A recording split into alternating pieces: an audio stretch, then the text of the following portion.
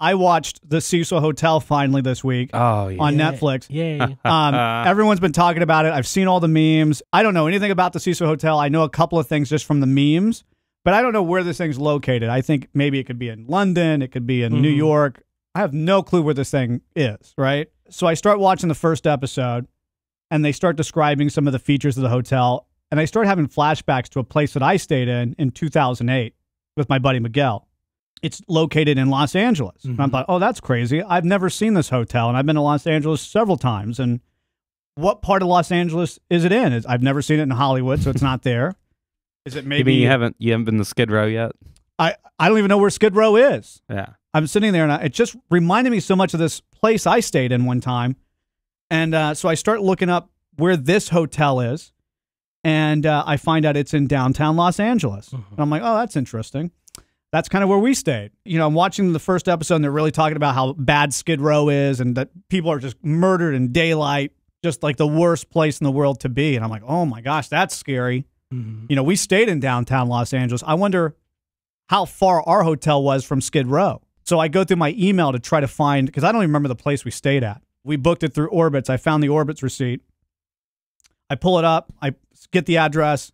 I punch it in Google Maps. Same address. We stayed at the Cecil Hotel. No way. We stayed there when it was Stay, or I don't know if it's still Stay, but it was Stay on Main. Yeah, or Stay on Main. And that's where we stayed. In 2008. My gosh. I got Miguel on the phone because Miguel, I texted him immediately and said, you got to watch the Cecil Hotel documentary. It could have been us. We could have been the subject of this documentary. Miguel, do you remember that hotel? Oh, dude. Hardcore crazy, yes. So here's what happened. In 2008, we were just about to launch mzLive. It was early December.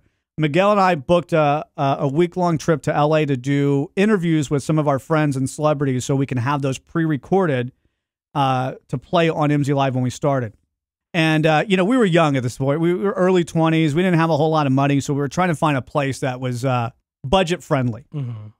So I'm on Orbitz. I'm looking for a hotel, and I see this posting for a hotel in downtown LA, which is a little bit further out from where I wanted to be, but whatever.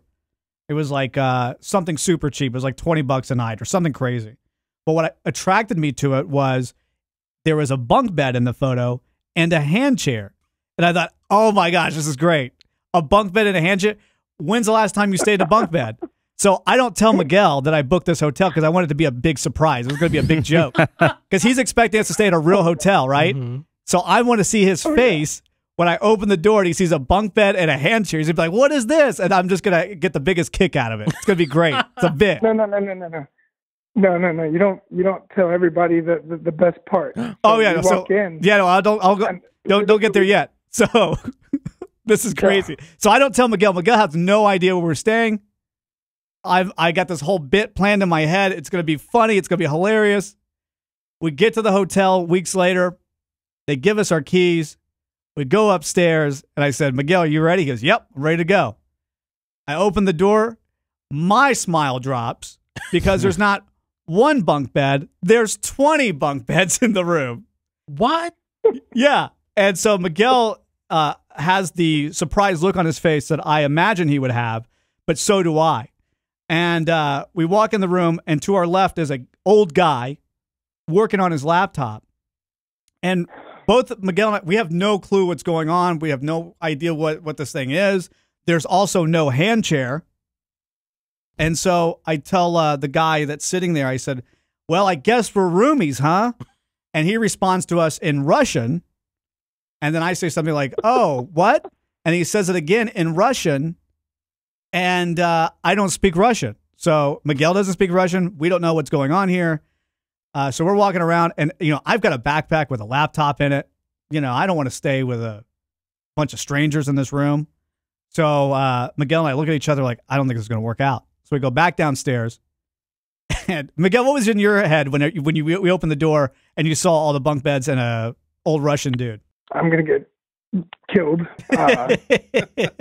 Little do I know what's going to happen. I mean, there's this Russian guy, and I'm over here like, okay, where's the showers? Where's the restroom? Oh, yeah. Privacy. There's none of that, right? So we're like, where do we go? So we go back downstairs. I go to the lady. I'm like, hey, there was nothing on the listing that said that this was a hostel.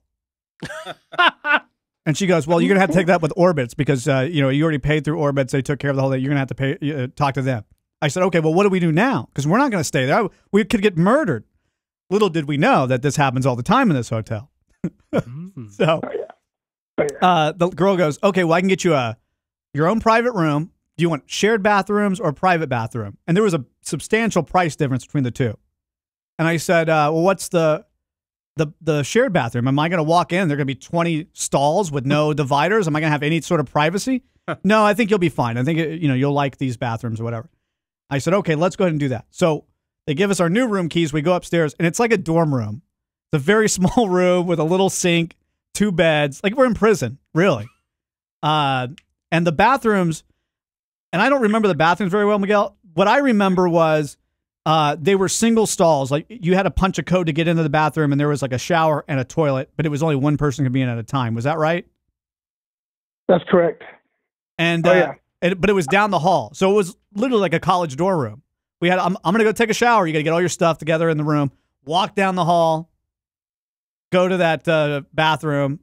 And do you ever remember seeing anybody on our floor? I really don't remember seeing another person where we were staying. At the time, it was very rare. I mean, I remember one time I had to go to the bathroom pretty bad, and I had to wait on somebody to be done, but just went quick back to the room, and then just ended up going back. So yeah. Well, when we got our private room, we did get a hand chair. Oh, okay. The hand chair was incredibly uncomfortable, though. Very, very hard. Of course. It was like cement. It's an art piece, not really furniture. I was excited. I want to sit in somebody's hand. We can make that happen. Absolutely.